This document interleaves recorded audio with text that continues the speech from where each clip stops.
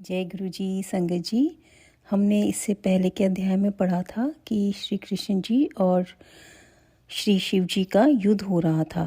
तो उसके पश्चात अब हम आगे पढ़ते हैं। श्री कृष्ण द्वारा बाण की भुजाओं का काटा जाना, सिर काटने के लिए उद्यत हुए श्री कृष्ण को शिव का रोकना और उन्हें समझाना, श्री कृष्ण का परिवार समेत द्वारका को लौट जाना, बाण का तांडव नृत्य द्वारा शिव को प्रसन्न करना, शिव द्वारा उसे अन्य अन्य वरों के साथ महाकालत्व की प्राप्ति। सनत कुमार जी कहते हैं, महाप्राज्ञ व्यास जी, लोक लीला का अनुसरण करने वाले श्री कृष्ण और शंकर की उस परम अद्भुत कथा को श्रवण करो। तात, जब भगवान रुद्र लीलावश पुत्रों तथा गणों सहित सो गए, तब दैत्यराज बाण श्री कृष्ण के साथ युद्ध करने के लिए प्रस्थित हुआ। उस समय कुंभांड उसके अश्वों की बागडोर संभाले हुए था और वह नाना प्रकार के शस्त्रों से सज्जित था। फिर वह बलिपुत्र भीष्म युद्ध करने लगा। इस प्रकार उन दोनों में चिरकाल तक बड़ा घोर संग्राम होता रहा, क्योंकि विष्णु के अवतार श्री कृष्ण शिव रूप ही थे और उधर बलवान बाणासुर उत्तम शिव भक्त था। देखिए संगत जी, यहाँ पे कितनी बड़ी बात लिखी है कि विष्णु जी के जो अवतार हैं श्री कृष्ण हैं, लेकिन वो शिव रूपी हैं और बाणासुर जी उत्तम शिव भक्त थे। मुनीश्वर तदंतर वीर्यवान श्री कृष्ण, जिन्हें शिव की आज्ञा से बल प्राप्त हो चुका था, चिरकाल तक बाण के साथ यूं युद्ध करके अत्यंत कुपित हो उठे। तब शत्रु वीरों का संहार करने वाले भगवान श्री कृष्ण ने शंभु की आदेश से शीघ्र ही सुदर्शन चक्र के द्वारा बाण की बहुत सी भुजाओं को काट डाला। अंत में उसकी अत्यंत सुंदर 4 भुजाएं ही अवशेष रह गई और शंकर की कृपा से शीघ्र ही उसकी व्यथा भी मिट गई। तब बाण की स्मृति लुप्त हो गई और वीर भाव को प्राप्त हुए श्री कृष्ण उसका सिर काट लेने के लिए उद्यत हुए। तब शंकर जी मोह निद्रा को त्याग कर उठ खड़े हुए और बोले। रुद्र ने कहा, देवकी नंदन, आप तो सदा से मेरी आज्ञा का पालन करते आए हैं। भगवान, मैंने पहले आपको जिस काम के लिए आज्ञा दी थी वह तो आपने पूरा कर दिया। अब बाण का शिर छेदन मत कीजिए और सुदर्शन चक्र को लौटा दीजिए। मेरी आज्ञा से यह चक्र सदा मेरे भक्तों पर अमोघ रहा है। गोविंद, मैंने पहले ही आपको युद्ध में अनिवार्य चक्र और जय प्रदान की थी। अब आप इस युद्ध से निवृत्त हो जाइए। लक्ष्मीश, पूर्व काल में भी तो आपने मेरी आज्ञा के बिना दधीच, वीरवर रावण और तारकाक्ष आदि के पुरों पर चक्र का प्रयोग नहीं किया था। जनार्दन, आप तो योगीश्वर, साक्षात परमात्मा और संपूर्ण प्राणियों के हित में रत रहने वाले हैं। आप स्वयं ही अपने मन से विचार कीजिए। मैंने इसे वर दे रखा है कि तुझे मृत्यु का भय नहीं होगा। मेरा वह वचन सदा सत्य होना चाहिए। मैं आप पर परम प्रसन्न हूँ। हरे, बहुत दिन पूर्व यह गर्व से भरकर उन्मत्त हो उठा और अपने आप को भूल गया था। तब अपनी भुजाएं खुजलाता हुआ यह मेरे पास पहुंचा और बोला, मेरे साथ युद्ध कीजिए। तब मैंने इसे शाप देते हुए कहा, थोड़े ही समय में तेरी भुजाओं का छेदन करने वाला आएगा, तब तेरा सारा गर्व गल जाएगा। बाण की ओर देखकर कहा, मेरी ही आज्ञा से तेरी भुजाओं को काटने वाले ये श्री हरि आए हैं। फिर श्री कृष्ण से, अब आप युद्ध बंद कर दीजिए और वर वधू को साथ ले अपने घर को लौट जाइए। यूं कहकर महेश्वर ने उन दोनों में मित्रता करा दी और उनकी आज्ञा ले वे पुत्रों और गणों के साथ अपने निवास स्थान को चले गए। सनत कुमार जी कहते हैं, मुने, शंभु का कथन सुनकर अक्षत शरीर वाले श्री कृष्ण ने सुदर्शन को लौटा दिया और विजय श्री से सुशोभित हो वे बाणासुर के अंतःपुर में पधारे। वहां उन्होंने उषा सहित अनिरुद्ध को आश्वासन दिया और बाण द्वारा दिए गए अनेक प्रकार के रत्न समूहों को ग्रहण किया। उषा की सखी परम योगिनी चित्रलेखा को पाकर तो श्री कृष्ण को महान हर्ष हुआ। इस प्रकार शिव के आदेश द्वारा उनका सारा कार्य पूर्ण हो गया। तब वे श्री हरि हृदय से शंकर को प्रणाम कर और बलिपुत्र बाणासुर की आज्ञा ले परिवार समेत अपनी पुरी को लौट गए। द्वारका में पहुंचकर उन्होंने गरुड़ को विदा कर दिया। फिर हर्षपूर्वक मित्रों से मिले और स्वेच्छा अनुसार आचरण करने लगे। इधर नंदीश्वर ने बाणासुर को समझाकर यह कहा, भक्त शार्दूल, तुम बारंबार शिव जी का स्मरण करो, वे भक्तों पर अनुकंपा करने वाले हैं।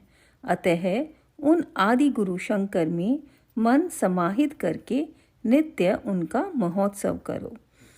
तब द्वेष रहित हुआ महामानस्वी बाण नंदी के कहने से धैर्य धारण करके तुरंत ही शिव स्थान को गया। वहां पहुंचकर उसने नाना प्रकार के स्तोत्रों द्वारा शिव जी की स्तुति की और उन्हें प्रणाम किया। फिर वह पादों के ठुमकी लगाते हुए और हाथों को घुमाते हुए नाना प्रकार के आलीढ़ और प्रत्यालीढ़ आदि प्रमुख स्थानकों द्वारा सुशोभित नृत्यों में प्रधान तांडव नृत्य करने लगा। उस समय वह हजारों प्रकार के मुख द्वारा बाजा बजा रहा था और बीच बीच में बाहों को मटका कर तथा सिर को कपाकर सहस्रों प्रकार के भाव भी प्रकट करता जाता था। इस प्रकार नृत्य में मस्त हुए महाभक्त बाणासुर ने महान नृत्य करके नतमस्तक हो त्रिशूलधारी चंद्रशेखर भगवान रुद्र को प्रसन्न कर लिया। तब नाच गान के प्रेमी भक्तवत्सल भगवान हर्षित होकर बाण से बोले। रुद्र ने कहा, बलिपुत्र प्यारे बाण, तेरे नृत्य से मैं संतुष्ट हो गया हूँ। अतः दैत्येंद्र, तेरे मन में जो अभिलाषा हो उसके अनुरूप वर मांग लो। संगत जी, यहाँ पर देखिए कि कितना क्लियरली लिखा है कि शिव जी को नाचना और गाना बहुत पसंद है। जैसे गुरुजी कहते हैं, संगत को कहते हैं, किसी को उठाते थे और बोलते थे कि डांस करो, चाहे पंजाबी सॉन्ग पे कराते थे, चाहे फिल्मी सॉन्ग पे कराते थे। और उस टाइम पे अगर तुमने उनके प्यार में मगन होकर डांस किया और तुम्हें गुरुजी ब्लेस करते थे। आपने पुरानी वीडियोस देखी होंगी, गुरुजी तो देख भी नहीं रहे होते हैं संगत की तरफ, बस जस्ट उनकी आज्ञा का पालन करने से ही संगत ब्लेस हो जाती है। तो आजकल ये संगत को इतना बस पता है कि डांस गुरुजी करवाते थे और तुम्हारी पूरी बॉडी का एक्सरे कर लेते थे। लेकिन मैं उसमें ज़रूर ऐड करना चाहूँगी कि आपको किसी के सामने डांस करने की ज़रूरत नहीं है। आप गुरुजी के लिए, गुरुजी के फ़ोटो के सामने किसी भी समय मन से उनके लिए प्यार से डांस कर सकते हैं।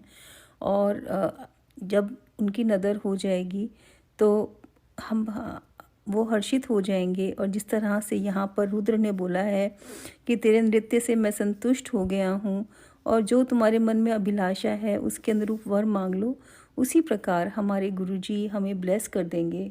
हमें नहीं पता उनकी ब्लेसिंग्स क्या हैं, लेकिन उनकी ब्लेसिंग्स में ही सब कुछ है। तो हम अपने आप को इस लायक बनाएं कि हम उनकी ब्लेसिंग्स रिसीव करने लायक बने, क्योंकि वो तो हमेशा ब्लेसिंग्स देते हैं। वो तो चाहते हैं कि सारी संगत सुख से रहे, वो किसी को दुखी नहीं देख सकते। लेकिन हमारी झोली बहुत छोटी है, हमें उनकी ब्लेसिंग्स रिसीव नहीं करनी आती। तो हम अपने आप को अपना एक बेटर वर्जन बनाएं, एक अच्छा इंसान बनाएं और इस लायक बने कि अपने गुरु की ब्लेसिंग्स रिसीव करें। अब आगे बढ़ते हैं। सनत कुमार जी कहते हैं, मुने, शंभू की बात सुनकर दैत्यराज बाण ने इस प्रकार वर मांगा, मेरे घाव भर जाएं, बाहु युद्ध की क्षमता बनी रहे, मुझे अक्षय गणनायक प्रताप प्राप्त हो, शोणितपुर में उषा पुत्र अर्थात मेरे दौहित्र का राज्य हो, देवताओं से तथा विशेष करके विष्णु से मेरा वैर भाव मिट जाए, मुझ में रजोगुण और तमोगुण से युक्त दूषित दैत्य भाव का पुनः उदय ना हो, मुझ में सदा निर्विकार शंभु शक्ति बनी रहे, शंभु भक्ति बनी रहे और शिव भक्तों पर मेरा स्नेह और समस्त प्राणियों पर दया भाव रहे। कितना अच्छा वर मांगा उन्होंने बोला कि मेरे अंदर जो भी दैत्य भाव है ये ख़त्म हो जाए और मेरा वैर भाव ख़त्म हो जाए, मेरे अंदर भक्ति आए और सभी भक्तों पर मेरा प्यार बना रहे, सभी पे दया भाव बना रहे। जैसे गुरुजी भी बोलते थे कि गुरुजी खुद ही इतने हम्बल हैं, तो गुरुजी हमसे भी यही चाहते हैं कि हम दया भाव रखें, कंपैशनेट रहें सबके प्रति। यूं शंभु से वरदान मांगकर बलिपुत्र महासुर बाण अंजलि बांधे रुद्र की स्तुति करने लगा। उस समय उसके नेत्रों में प्रेम के आंसू छलक आए थे।